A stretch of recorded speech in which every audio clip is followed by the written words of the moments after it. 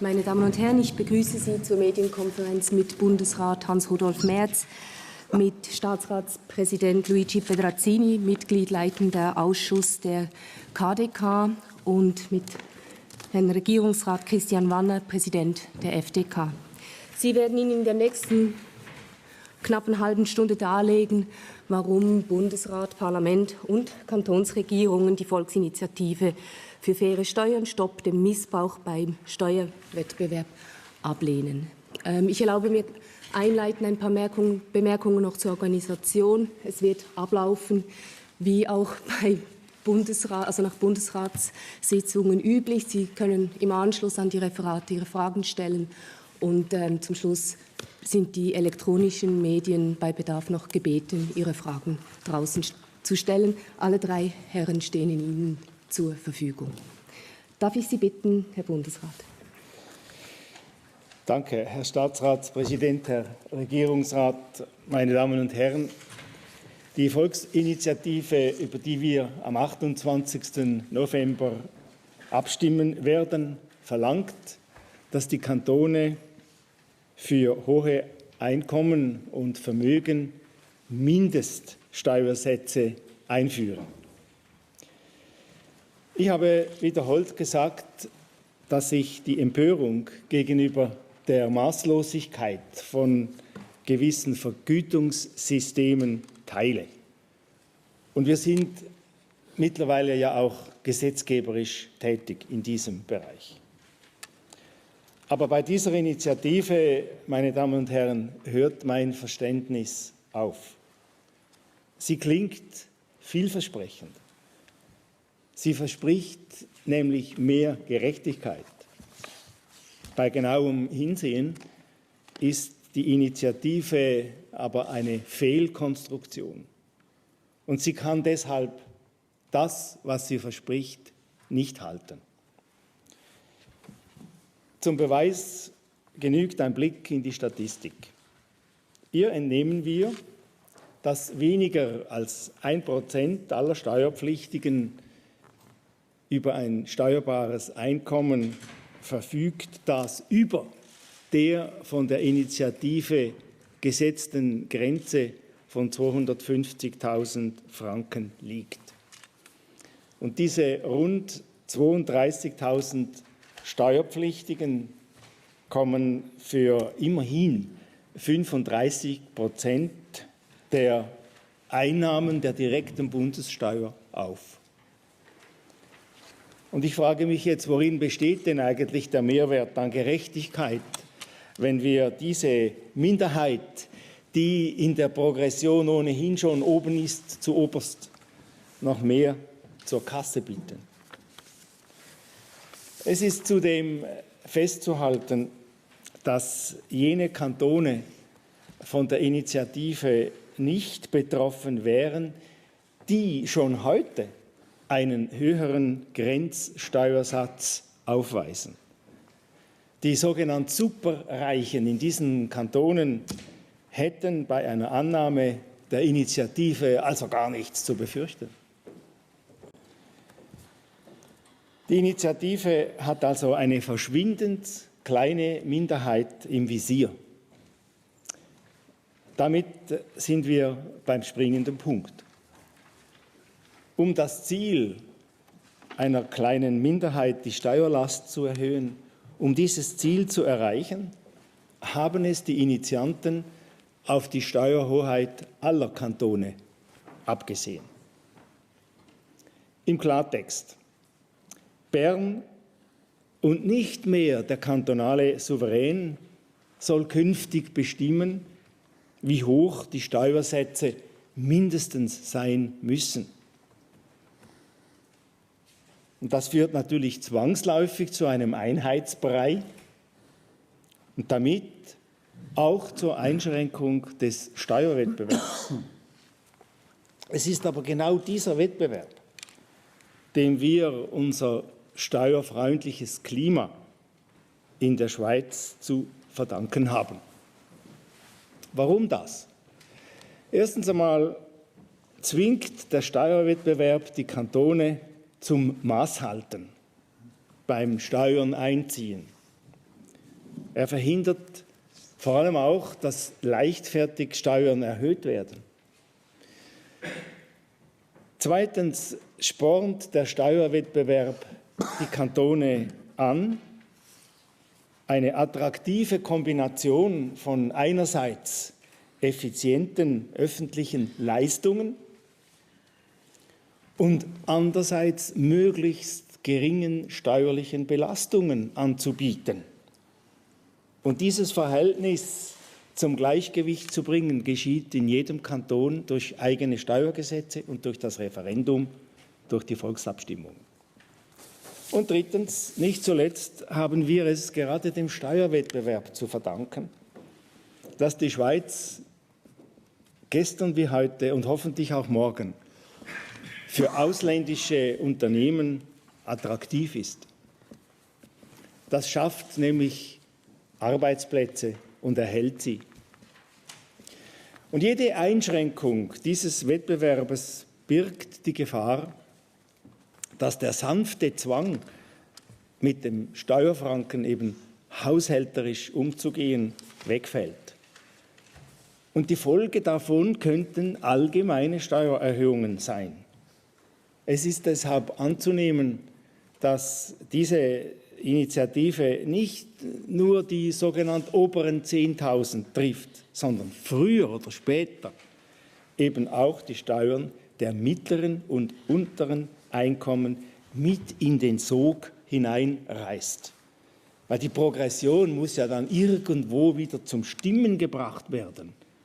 Und dank dem ist es eben nicht so, dass die Initiative sich nur auf die höchsten Einkommen bezieht, sondern sie wirkt sich auf die ganze Progression aus.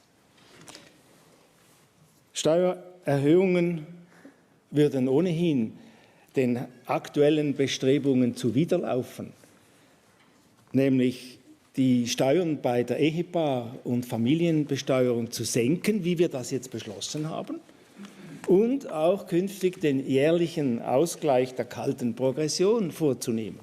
Wir würden diese Errungenschaften dann gewissermaßen wieder kompensieren. Der Steuerwettbewerb, meine Damen und Herren, ist aber natürlich nicht etwas Absolutes. Der Steuerwettbewerb, das müssen wir beifügen, braucht Leitplanken und er bedarf auch der Regeln. Wettbewerb muss erstens fair sein, das gilt überall, bei den Steuern sowie in der Wirtschaft. Das heißt, niemand und schon gar nicht die Schwachen dürfen übervorteilt werden. Wettbewerb muss zweitens auch immer transparent sein. Das heißt, es müssen alle nachvollziehen können, wie der Wettbewerb funktioniert und was er bewirkt. Und schließlich braucht er, das ist ein Teil auch der sozialen Marktwirtschaft, Leitplanken. Und solche Leitplanken gibt es im Steuerbereich aber schon. Ich nenne die zwei wichtigsten Beispiele. Das erste Beispiel ist der neue Finanzausgleich, der im Jahr 2004 von Volk und Ständen sehr deutlich angenommen worden ist. Dieser neue Finanzausgleich NFA ist der Garant, dass alle Kantone im Steuerwettbewerb über ähnlich lange Spieße verfügen. Und mit dem Ausgleich der Finanzen haben wir ein Gefäß in der Hand, das die Einkommensunterschiede zwischen reichen und armen Kantonen mildert. Er trägt damit dem Umstand Rechnung, dass Rand- und Bergregionen oft ein tieferes Steuersubstrat aufweisen und gleichzeitig eben überdurchschnittliche Lasten zu tragen haben. Und daher kennen wir die beiden Lastenausgleichsgefäße. Und sie funktionieren. Das zweite Beispiel für Leitplanken ist unsere Bundesverfassung. Auch die Bundesverfassung setzt dem Steuerwettbewerb Schranken. Wie keine andere Verfassung in Europa sorgt sie dafür, dass die öffentlichen Gemeinwesen dem Grundsatz der gerechten Besteuerung unterworfen sind. Die Initiative fordert ja als ein Teil auch das Verbot von degressiven Steuern. Sie will, dass Steuersätze ab einem bestimmten hohen Einkommen nicht mehr sinken dürfen. Mit dem sind wir einverstanden. Aber dieser Teil der Initiative ist ja bereits erfüllt. Im Jahr 2007 hat nämlich das Bundesgericht in einem wegleitenden Entscheid verfügt, dass degressive Steuertarife verfassungswidrig sind. Und damit hat sich die Verfassung als klare Leitplanke für die Entwicklung des Steuerwesens gezeigt. Degressive Tarife widersprechen nämlich der Steuergerechtigkeit. So lautet die Botschaft aus Lausanne. Solche Tarife widersprechen dem Grundsatz, wonach wir als Steuerpflichtige alle nach den Grundsätzen der wirtschaftlichen Leistungsfähigkeit besteuert werden. Meine Damen und Herren, ich komme zum Schluss. Der Bundesrat und die Kantonsregierungen wie auch die große Mehrheit von National- und Ständerat sind überzeugt, dass die sogenannte Steuergerechtigkeitsinitiative unnötig ist. Bei den Kantonen wie auch beim Bund sind die Tarife so festgelegt, dass untere Einkommensschichten relativ wenig, hohe Einkommen dafür aber umso mehr Steuern bezahlen müssen. Es besteht also absolut kein Handlungsbedarf. Demgegenüber setzt die Initiative mit ihrem nivellierenden Ansatz unnötigerweise wertvolle Errungenschaften aufs Spiel, nämlich die Steuerhoheit der Kantone und den maßvollen Steuerwettbewerb, von dem wir alle letztlich profitieren. Diesem Wettbewerb verdanken wir einen ansehnlichen Teil unseres Wohlstandes. Es wäre fahrlässig, diesen Wettbewerb ohne zwingenden Grund auszuhebeln. Und deshalb empfehle ich Ihnen aus voller Überzeugung ein Nein zur Steuergerechtigkeitsinitiative. Vielen Dank, Herr Bundesrat. Ich gebe das Wort gleich weiter an Herrn Staatsratspräsident Pedrazzini. Monsieur, je vous en prie. Grazie, merci. Signor Consigliere federale, caro collega, io parlerò a nome della Conferenza dei Governi Cantonali e del suo comitato e lo farò soprattutto in lingua francese. Per i governi cantonali, che a larga maggioranza si sono espressi contro questa iniziativa socialista, si tratta soprattutto di difendere, anche in termini di principio, la sovranità dei cantoni in materia finanziaria e fiscale e quindi attraverso questa sovranità uno degli elementi fondamentali del nostro sistema fédéraliste. Avec son initiative fiscale, le Parti socialiste met en jeu le modèle de reçuite de la Suisse Erfolgsmodell Schweiz en matière de finances et de politique fiscale, non seulement pour notre pays dans son ensemble, mais surtout aussi du point de vue des cantons. Ce modèle de réussite repose sur le fédéralisme. Chaque niveau institutionnel reste souverain pour certaines tâches et doit pouvoir donner des réponses politiques conformes aux attentes des citoyens. Le fédéralisme assure une efficacité et proximité des missions étatiques. La concurrence entre les cantons, inhérente au système, favorise la recherche de solutions innovantes et renforce d'une façon positive la compétitivité de tout le pays.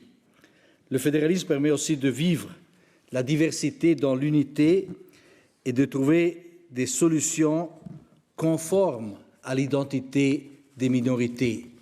En tant que Tessinois, je trouve que grâce au fédéralisme, on peut d'une façon bénéficier de l'appartenance à la Confédération et d'autre part, trouver des solutions qui respectent notre culture, notre identité. Les différences culturelles et de langue de notre pays nous invitent à sauvegarder un équilibre entre confédération et canton dans la répartition des tâches et de l'exercice du pouvoir.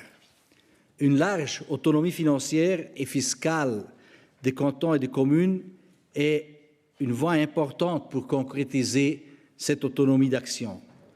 Sans cette autonomie financière et fiscale, une autodétermination serait tout simplement impossible.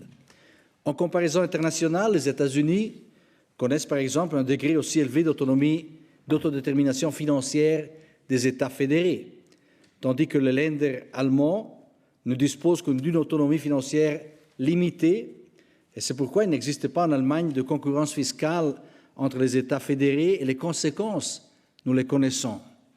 Per quelli che conoscono l'Italia e il dibattito attualmente in corso in Italia, sappiamo benissimo che la ricerca del federalismo fiscale e di un'autonomia sul piano fiscale delle regioni è uno degli elementi importanti per recuperare dinamismo a livello regionale, ma anche per rendere più efficace la gestione della cosa pubblica a livello nazionale. L'initiative fiscale du Parti socialiste représente une atteinte frontale à l'autonomie cantonale et communale en matière de finances et d'impôts. Avec l'initiative, la Confédération prescrirait aux cantons et aux communes une imposition minimale. Hier, M. Levrat a dit dans la conférence de presse que cette imposition intéresse un nombre limité de contribuables. Mais ce n'est pas une question de nombre, c'est une question de principe, parce qu'une telle ingérence fédérale limiterait la liberté des citoyennes et des citoyens dans les cantons et dans les communes. Ils ne pourraient plus fixer de manière autonome les impôts cantonaux et communaux selon leurs préférences régionales et locales, et c'est une perte claire de proximité avec la société et les citoyens. La concurrence fiscale stimule la démocratie. Les citoyennes, les citoyens peuvent aujourd'hui mettre en comparaison leurs politiciens, les façons de gérer le pouvoir du point de vue politique avec les politiciens d'autres de le canton voisin ou de la commune voisine. Et si les responsables politiques obtiennent de mauvais résultats dans cette comparaison qui est très concrète, les citoyennes et les citoyens peuvent manifester leur mécontentement lors des élections. Limiter la concurrence fiscale rendrait difficile les comparaisons d'efficacité en réduisant la saine pression qui exerce la possibilité de mettre en comparaison de différentes façons de gouverner. La concurrence fiscale et la concurrence des prestations obligent les cantons à fournir des prestations publiques à moindre coût, à les orienter sur les besoins des citoyennes et des citoyens. Cette incitation à une concession politique innovante serait réduite par la limitation de la concurrence fiscale.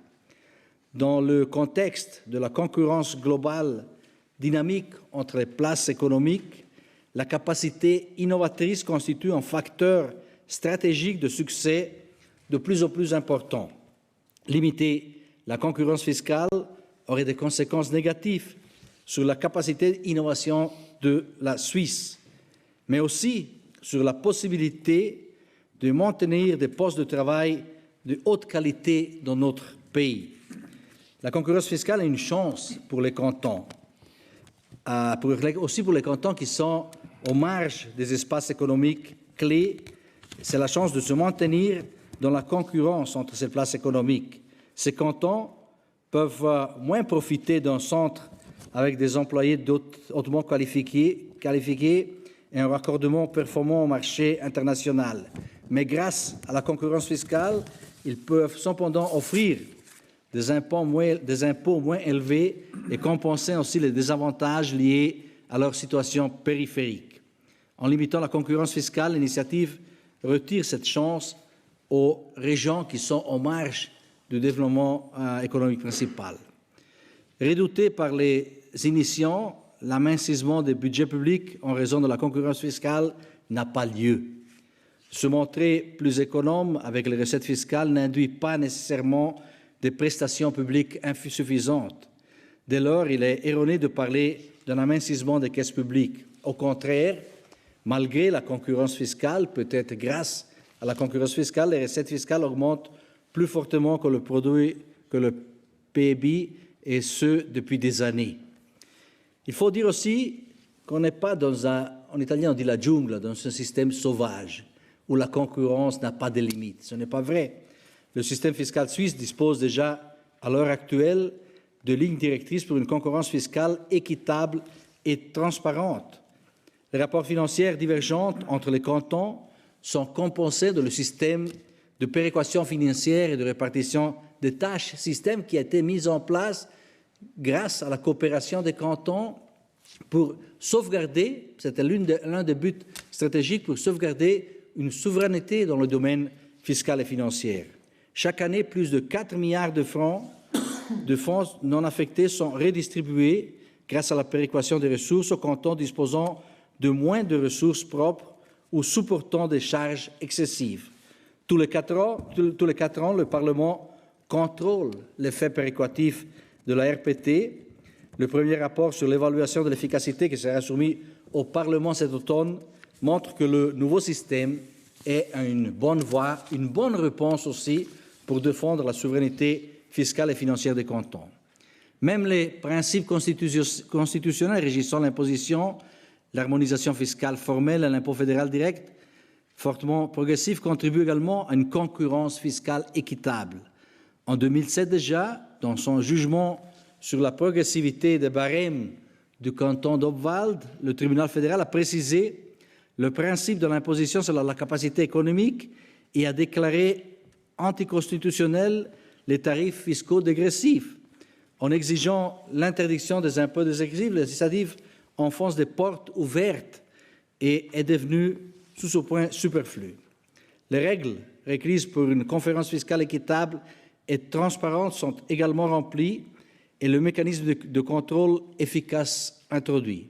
En outre, la politique fiscale des cantons et des communes est le résultat d'un processus démocratique. Enfin, il revient au Parlement et au peuple de se prononcer sur les impôts dans les cantons et dans les communes. Ce contrôle de démocratie directe garantit que la politique fiscale est équilibrée et que certaines classes salariales ne sont pas avantagées unilatéralement lors des réformes fiscales. En conclusion, l'imposition minimale unifiée dans toute la Suisse exigée par l'initiative représente une harmonisation fiscale matérielle. Le Parti socialiste affirme cependant qu'avec son initiative fiscale, le maintien de l'autonomie fiscale cantonale serait largement assuré. Ce n'est pas l'avis de la large majorité des gouvernements cantonaux. L'initiative fiscale du Parti socialiste a pour conséquence une ingérence indésirable de la Confédération dans la politique fiscale des cantons et des communes et attaque l'un des piliers fondamentaux du fédéralisme suisse. Si l'initiative serait adoptée, tous les cantons verraient leur souveraineté fiscale limitée. Même les cantons et communes qui se situent actuellement au-dessous de la position minimale ne pourraient à l'avenir diminuer leurs impôts qu'en une mesure limitée. Si l'initiative devait être mise en œuvre partout de la même manière, la Confédération devrait probablement aussi harmoniser le calcul du revenu et de la fortune imposable et par cela prescrire au niveau national le montant des déductions. D'autres attaques à la souveraineté fiscale, le marge de manœuvre des cantons en matière de politique fiscale en serait d'autant plus réduit. Ainsi, l'initiative fiscale du Parti socialiste ouvre la voie vers d'autres centralisations dans le domaine fiscal et donc un autre affaiblissement de la souveraineté des cantons. Une telle évolution représente une sérieuse menace à un fédéralisme gagnant, positif et refusé par les gouvernements cantonaux et par la conférence des gouvernements cantonaux. Je vous remercie. Vielen Dank, Herr Staatsratspräsident. Ich gebe das Wort weiter an Christian Wanner, Herr Regierungsrat. Herr Präsident, sehr verehrte Damen und Herren! Bevor ich näher auf einige Umsetzungsprobleme eingehe, hebe ich hervor, dass auch mittlere, ja sogar tiefe Einkommen infolge der Initiative direkt von Steuererhöhungen betroffen sein können. Das wird zwar immer wieder widerlegt, in erster Linie auch wieder besseres Wissen. Die Besteuerung hat sich an den Grundsätzen der Allgemeinheit und der Gleichmäßigkeit sowie an der wirtschaftlichen Leistungsfähigkeit zu orientieren. Deshalb verläuft in aller Regel die Steuerbelastungskurve gleichförmig. Die Initiative lässt offen, wie die Mindestbesteuerung umgesetzt werden soll. Orientierte man sich dabei weiterhin an diesen Grundsätzen und damit an einem möglichst gleichförmigen Verlauf der Steuerbelastungskurve, so werden nicht nur mittlere, sondern sogar tiefe Einkommen steuerlich höher belastet. Die Initiative, und das ist meine erste Schlussfolgerung, führt zu einer Verkomplizierung der kantonalen Steuersysteme und damit zu unsinnigen Ergebnissen. Wollen wir das? Wollen wir das wirklich? Land auf, Land ab höre ich derzeit den Vorwurf, unsere jetzigen Steuersysteme seien ohnehin schon viel zu kompliziert. Und jede Steuergesetzrevision beginne mit dem Anspruch der Vereinfachung und ende in aller Regel mit zusätzlicher Kompliziertheit. Wie wahr? Wie wahr, das habe ich selber in den letzten Jahren des Öfteren erlebt. Laut Initiative darf der Grenzsteuersatz der kantonalen und kommunalen Einkommensteuern zusammen einen bestimmten Prozentsatz nicht unterschreiten. Die Initiative lässt die Frage offen, ob der Kanton seine Besteuerung nach der Besteuerung der Gemeinde richten muss oder ob die Gemeinden sich nach der kantonalen Besteuerung zu richten haben. Im ersten Fall müsste der Kanton nach Gemeinden unterschiedliche Steuersätze festlegen. Wie soll das in einem Kanton mit Hunderten von Gemeinden geschehen? Hinzu kommt, dass viele kommunale und kantonale Aufgaben durch selbstständige Schul- und Kirchgemeinden sowie Bezirke erfüllt werden. Diese verfügten teilweise über eine eigene Steuerhoheit. Es ist ungelöst, ob und wie diese Festlegung der Steuersätze zu berücksichtigen sind. Im zweiten Fall wird den Gemeinden das Recht auf Festlegung ihrer Steuerfüße entrissen und sie würden gezwungen, gegebenenfalls überflüssige Steuern einzutreiben. Also Steuern, für die sie gar keinen Bedarf haben. Und da möchte ich in aller Klarheit sagen, jeder Steuerfranken, der zu viel eingezogen wird, der durch das steuerberechtigte Gemeinwesen nicht sinnvoll eingesetzt werden kann, ist ein überflüssiger Steuerfranken und soll dort belassen werden, wo er allenfalls eingezogen wird. Je nach Ausgestaltung des kantonalen Finanzausgleichs kämen andere Gemeinden zu überflüssigen Steuereinnahmen, wie bereits erwähnt. Solche überflüssige Steuereinnahmen müssten zudem gemäß Initiative nicht in den Bundesfinanzausgleich abgeführt werden, da eine Ablieferungspflicht nur für die Kantone postuliert wird. In beiden Fällen, wie erwähnt, führt das zu Verkomplizierungen und Ergebnissen, die wir schlicht und einfach nicht wollen. Die Abschöpfung von Mehreinnahmen ist nichts anderes als ein Schlag ins Leere, ein Leerlauf und ein Wolf im Schafspelz. Lassen Sie mich das als einer, der schon lange im Dienste der öffentlichen Finanzen steht, etwas pointiert so formulieren. Die Übergangsbestimmung der Initiative sieht vor, dass nach Ablauf einer bestimmten Frist die Kantone die Mehreinnahmen, die sie durch die Festsetzung des minimalen Grenzsteuersatzes erzielen, an den Finanzausgleich unter den Kantonen abzuliefern haben. Hier stellt sich die Frage, was unter den Steuermehreinnahmen zu verstehen ist. Ist damit gemeint, dass diejenigen Mehreinnahmen abzuliefern sind, die gegenüber der heutigen Steuerordnung erzielt werden? Können die Mehreinnahmen überhaupt bestimmt werden?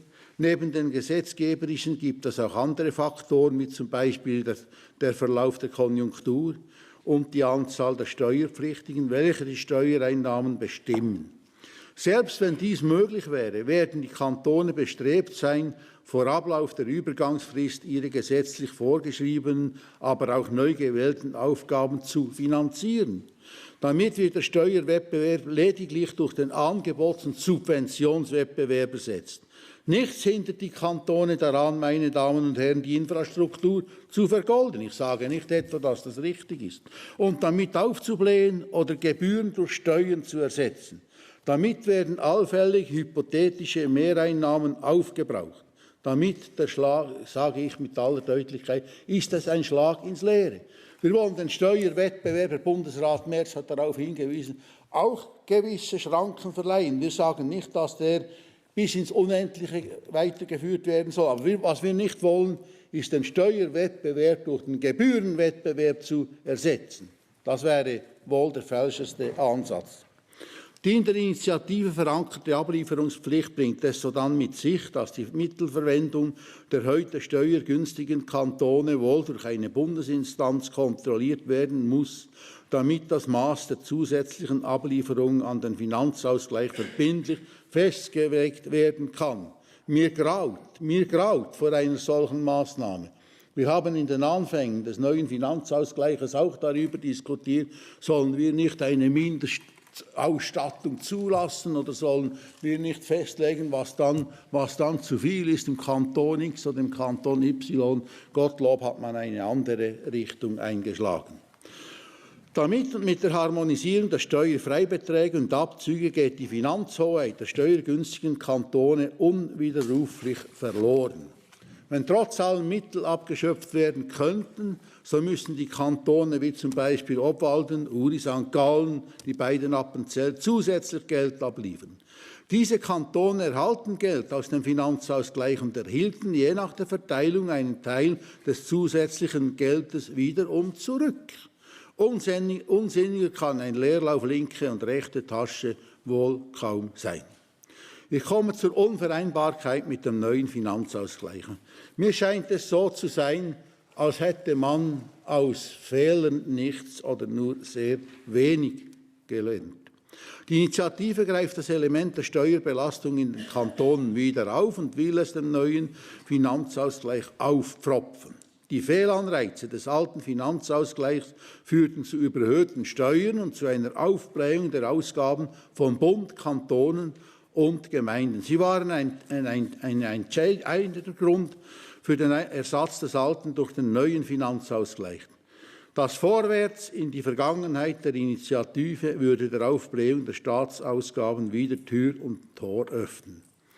Haushälterischer Umgang, Herr Bundesrat hat darauf hingewiesen, mit Steuergeldern könnte nicht mehr unbeschränkt durch Steuersenkungen an die ganze Bevölkerung zurückgegeben werden, sondern würden in den Subventions- und Angebotswettbewerb fließen und oder müsste über einen neuen Mechanismus in den Finanzausgleich abgeliefert werden. Ich komme zu den Schlussfolgerungen.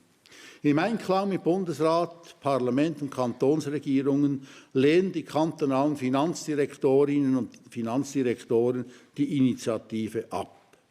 Die Initiative missachtet und bevormundet den Volkswillen. Die kantonalen Steuergesetze und die kommunalen Steuerfüße wurden vom Volk entschieden. Das soll so bleiben. Volk und Stände stimmten im Jahre 2004 mit 64% Ja-Stimmen dem Steuerwettbewerb zu. Die Initiative ist unnötig, die zweite Schlussfolgerung. Der Steuerwettbewerb ist bereits heute eingeschränkt durch dem Volkswillen entsprechende Steuergesetze, durch die Besteuerungsgrundsätze der Bundesverfassung, durch das Bundesgericht, es wurde auch darauf hingewiesen, durch die formelle Steuerharmonisierung, durch die stark progressive direkte Bundessteuer und nicht zuletzt durch den neuen Finanzausgleich. Die Initiative ist schädlich. Der Steuerwettbewerb nützt allen Steuerzahlenden, allen Kantonen und der ganzen Schweiz. Es macht die Schweiz attraktiv, vermeidet die Aufblähung des Staats und Steuern auf Vorrat, gibt ärmeren Kantonen Chancen und reduziert die Steuerbelastung letztlich für alle. Die Initiative ist eine Faust aufs Auge des neuen Finanzausgleichs. Der neue Finanzausgleich schaffte die Fehlanreize der Steuerbelastung ab. Die Initiative kramt diesen alten, untauglichen Zopf wieder aus der Mottenkiste hervor. Die Initiative, das ist meine letzte Schlussfolgerung, ist eine Katze im Sack und ein Wolf im Schafspelz. Sie lässt zu viele Fragen in ihrer Umsetzung offen, dass man deren Auswirkungen abschätzen kann. Die Harmonisierung der Abzüge und die Kontrolle heute steuergünstiger Kantone öffnen das Tor bis hin zur Abschaffung der Steuerhoheit der Kantone und der Finanzautonomie der Gemeinden. Fragen über Fragen, Nachteile über Nachteile, damit ist die Initiative ganz klar abzulehnen. Vielen Dank, Herr Regierungsrat. Meine Damen und Herren, wem darf ich das Wort erteilen, falls Sie noch Fragen haben? Monsieur? Monsieur Pedrazzini, j'ai été frappé par un petit détail, mais peut-être que ça n'en est pas un. Il me semble que vous avez dit que la position que vous avez défendue, notamment sur les effets sur l'autonomie fiscale des cantons, était partagée par une large majorité des gouvernements cantonaux. Est-ce que ça signifie qu'il n'y a pas unanimité au sein des gouvernements cantonaux? C'est vrai, dans la prise de position, il n'y a pas d'unanimité contre, même si les cantons qui se sont déclarés qui ne se sont pas déclarés contre l'initiative, ne sont même pas déclarés à faveur de l'initiative. Dans la prise de position, en tout cas, on a atteint le niveau minimal, on a même dépassé le niveau minimal de 18 gouvernements cantonaux qui sont d'accord avec cette prise de position. Je crois qu'on était 22 sur 26 qui étaient favorables à repousser l'initiative. Weitere Fragen? Das scheint nicht der Fall zu sein. Dann bitte, Herr Moser. Une question à M. Pedrazzini. Vous avez cité avant l'Allemagne pour dire que la compétitivité des Länder ne fonctionne pas. Et vous avez dit avec les conséquences qu'on connaît. J'aimerais savoir quelles conséquences vous avez parlé. Und Herr Merz, habe ich eine Frage. Sie haben von Steuergerechtigkeit gesprochen. Und Sie haben das Urteil da zitiert und da möchte ich wissen, was denn die Kantone, was für Lehren die Kantone aus diesem Urteil gegen degressive Steuern gemacht haben. Ich beginne. Zunächst, die Steuergerechtigkeit manifestiert sich an verschiedenen Prinzipien. Eines dieser Prinzipien ist die Besteuerung nach wirtschaftlicher Leistungsfähigkeit. Ein anderes Prinzip verwirklicht sich durch die Progression, indem tiefere Einkommen tiefer und höhere höher besteuert werden. Und diese Progression ist eine nach oben verlaufende, gleichmäßige Kurve. Sie ist beim Bund, bei der direkten Bundessteuer sogar sehr steil. Das heißt, dass hohe Einkommen heute schon verhältnismäßig hoch besteuert werden. Und das ist ein Ausfluss des Gerechtigkeitsempfindens, diese ganze Konstruktion der Progression, die heute schon sehr steil ist. Jetzt die Frage der degressiven Besteuerung ist vom Kanton Obwalden thematisiert worden. Es gab dann ein Bundesgerichtsurteil, das sagte, es widerspricht den Prinzipien der Gerechtigkeit, der Steuergerechtigkeit, dass ab einem bestimmten hohen Einkommen die Steuern sich abflachen oder sogar wieder zurückgehen. Und dieses Bundesgerichtsurteil ist bindend. Und das bedeutet, dass kein Kanton solche degressiven Steuern künftig anwenden darf. Und es gibt auch keinen Kanton. Diejenigen, die solche Ideen hatten, es waren 3 Kantone zu jenem Zeitpunkt, die haben davon Abstand genommen.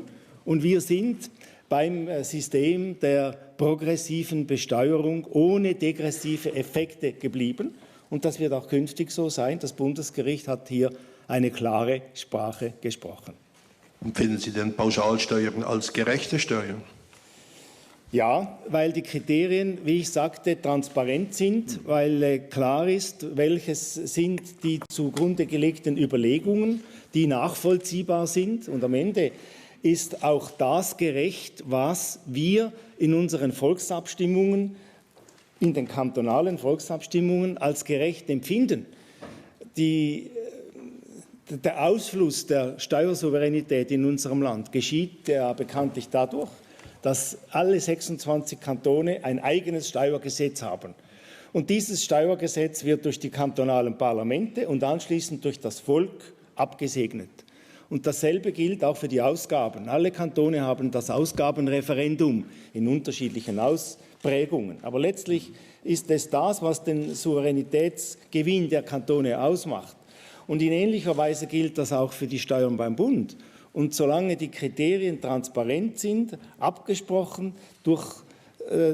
abgesprochen sind und klar sind, ist das System gerecht. Und die Aufwandbesteuerung ist eine Frage des Maßes. Als solches wurde sie jetzt auch von den kantonalen Finanzdirektorinnen und Direktoren erkannt, indem sie gesagt haben, wir haben eine Größe, mag Mieteinkommen sein und Lebenserhaltungsaufwand, und das multipliziert mit einer Zahl, hochgerechnet.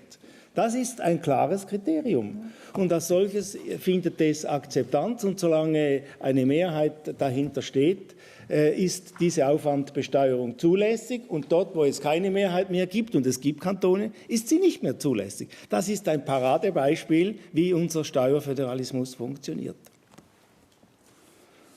Pour répondre à votre question, les conséquences, c'est une perte de souveraineté du point de vue des régions, des Länder, une perte de dynamisme tendanciel et de capacité de trouver des solutions efficaces, mais aussi, là où il y a une harmonisation matérielle des impôts, il y a normalement aussi une augmentation tendancielle des impôts. Donc, un départ des contribuables vers des régions qui ont des conditions plus favorables.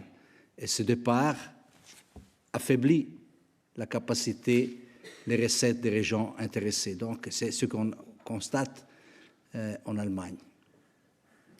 Vous voulez dire que la Suisse profite de la manque de compétitivité en matière d'impôts de l'Allemagne?